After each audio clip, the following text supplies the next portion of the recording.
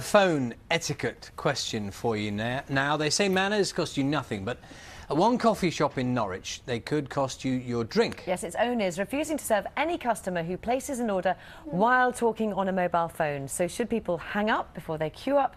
Or are we all so busy that we have to multitask? We have been to meet the shop's owner.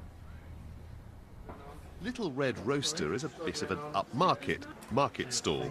Here they don't do bad coffee or bad manners. The owner has put his foot down because he got fed up with having to compete for the attention of certain customers. They order it by going, "I have a cappuccino," and we then can't ask the relevant questions. Do you want sugar? Would you like a lid? We just had an increase in people doing it and being upset when we said that we wouldn't serve them until they finished their calls, so we put the sign up.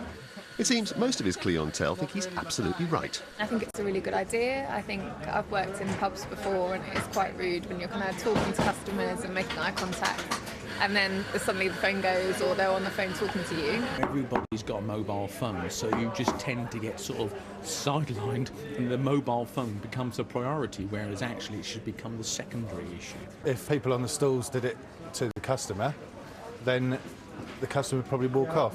Darren and his wife have a coffee shop too, where the same ban prevails, albeit not to universal approval. Some people turn their nose up at it and snarl and think it's ridiculous and that we're being a bit precious, but can't please everybody. Darren insists he's not out to start a campaign. He just wants to make his own life a little easier. Well, that's the thing. What do you think? I know you hate it, Shelley. Well, I just think it is. I think it is rude. I think the phone comes second to the person who's in front of you. You're absolutely right. Let's talk about it now with the etiquette coach William Hanson, who joins us along with psychologist Dr Helen Taylor. Very good morning to both of you. Good morning. Etiquette, has everything changed because of the mobile phone?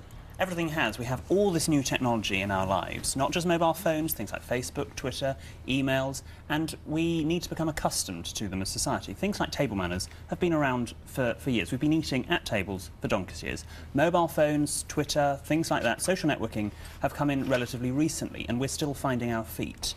And things like the "I'm on the train," shouting "I'm on the train" on the mobile phone, that people generally, now society, know that that's not really acceptable. You still find it occasionally, but we are just becoming a little bit more settled eventually. But there is still a lot of room for improvement. Dr Helen Taylor, you're a psychologist, yes. aren't you? So, what do you think about technology, the way we use it now? Are we losing our manners, do you think? Well, I think on the surface we probably might be seen to be losing our manners, but it's become part of our culture. So I think a lot of these sort of issues, people don't actually stop and think that they're being rude. So it's sort of time pressure, and we're sort of time challenged, aren't we, in our world? So 24/7 we're sort of contactable.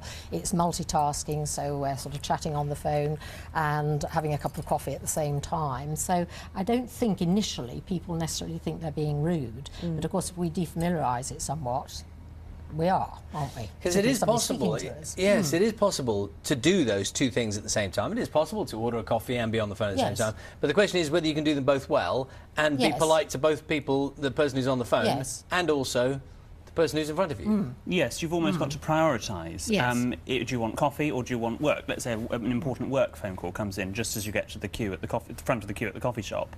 Then you need to say, "Oh, could you mind bearing with me for a moment?" and putting them on hold, or saying, "Can I phone you back?" Or come out of the queue, take the phone call, and then rejoin the queue. Aren't you being a bit precious?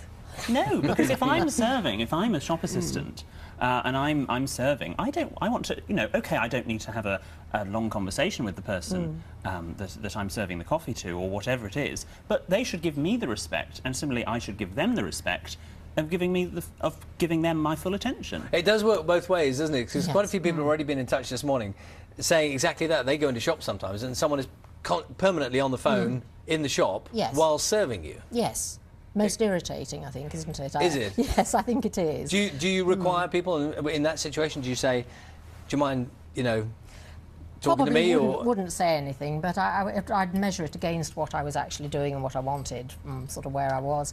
But I think the phone has sort of different groups of users and many uses, doesn't it, really? So it isn't necessarily just the sort of time pressure. It's something of a best friend to a lot of people, isn't it? They're contactable, they're in touch with people, and it's part and parcel of their life and a different style of living as well. So I think from a psychological point of view, it sort of serves quite a number of needs, doesn't it? I think in the world that we tend to live in now. It's interesting to hear you talk about it, because you're almost sounding like that is a positive thing, because many people think, oh, we're all addicted to our mobile phones and we couldn't live without them, but there are very much positive things. Well, there are positives, and as I say, it serves some sort of emotional needs. You know, people get bored when they're upset. I think some research indicates that if we're bored, upset or excited, we tend to use our phones more. We want to communicate with somebody and say, hey, what's happened to me, and pass that on. And with the phone, of course, we can do that in terms of talking. So I think it's another dimension to our culture that we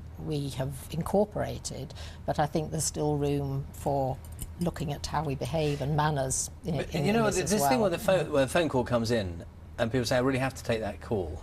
I mean, they generally don't have Well, to. you don't really. No. I mean, how often is a call absolutely essential at that one moment in time? It very rarely is, absolutely very rarely, but people assume that it is because it's their mobile phone, and I think people want to look busy and they want to look important. I think that's and they're probably quite insecure point. about it all. It's part of a sort of social skill in a way, isn't it? And people tend more perhaps to go and have a coffee on their own or go and eat on their own, whereas historically they would have smoked or read the newspaper. Then it's the phone, it's something to do, isn't it? It's something you look busy and people are... A nervous thing, perhaps. Exactly, absolutely. I get very annoyed people at my dinner parties that come to my dinner parties, and as you can imagine, I'm having dinner parties every hour in my house. and every day. And they'll take out their phones in between as they're sitting at the table. It's extraordinary. You shouldn't do that at anyone's dinner party, yet alone mine. They know what I do as a job. It's bizarre. I'd love to film that. Insensitive, I guess. Nice to isn't hear it? both this morning. Thank you for switching your phones off. Yes.